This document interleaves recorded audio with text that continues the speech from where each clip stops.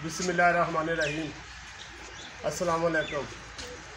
अज प्यारे भांजे चौधरी मोहम्मद अदील असलम जाना साहब साढ़े को तशरीफ लिया ने ते बहुत अच्छे ग्रेट इंसान ने। चलो इन्हां नाल गलबात करनी है, गपशप लानी। अस्सलाम वालेकुम। अज अपने मेरे चौधरी मोहम्मद असलम साहब मनेज साहब मेरे डॉक्टर बड़े प्यारे मामू ने, तो अज इन्हों के फार्म हाउस से आए हैं। नाले मैं कि ईद मेला भी है, तो नाले साढ़े मामू जान ने फार्म हाउस से कुछ नवीं चीज़ा बनाई ने, तो जड़ियाँ मैं क्या भी साढ़े सीखण वास्ते देखने वास्ते बड़े असी बड़े बेताब सी, तो असी चल के विजिट भी करने हैं नाले उन्हों का। तो फौजी साहब साढ़े चौधरी जवेद साहब इन्हों के माए भी मामू ने, लेकिन अच्छे दोस्त भी ने, साढ़े बड़ी मुहब्बत करते हैं। तो अज मैं क्या भी चलिए अज उन्होंने फार्म हाउस का प्रॉपर विजिट करिए, तो असी चल के तुहानूं पहले दिखाने जो मामू ने अज बेहतरीन किस्म का एक डिग्गी लाई है छोटी जी अपने फसलों वास्ते। मैं मामू मतलब मेहरबानी करके जरा मामू जी चला के दिखाओगा जरा कमाल की चीज़ इन्होंने बनाई भाईजान।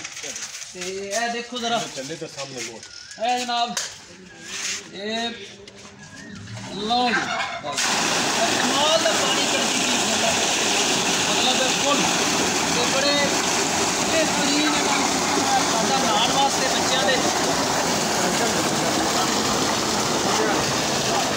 नहाने वास्ते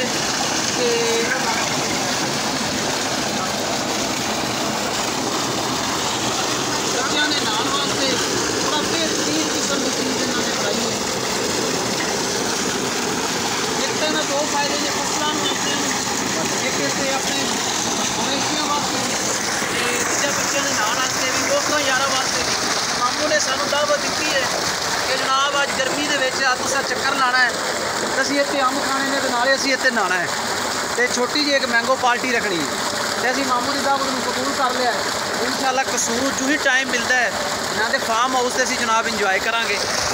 दूसरा इन्होंने दरखत लाया छां वास्ते, तो बड़ा ज़बरदस्त दरखत है, इनकी छां थले पक्का फर्श है भाईजान, तो बड़ा VIP किस्म का डेरा का चिल माहौल बनाता है चौधरी साहब ने दोस्तों यारों वास्ते।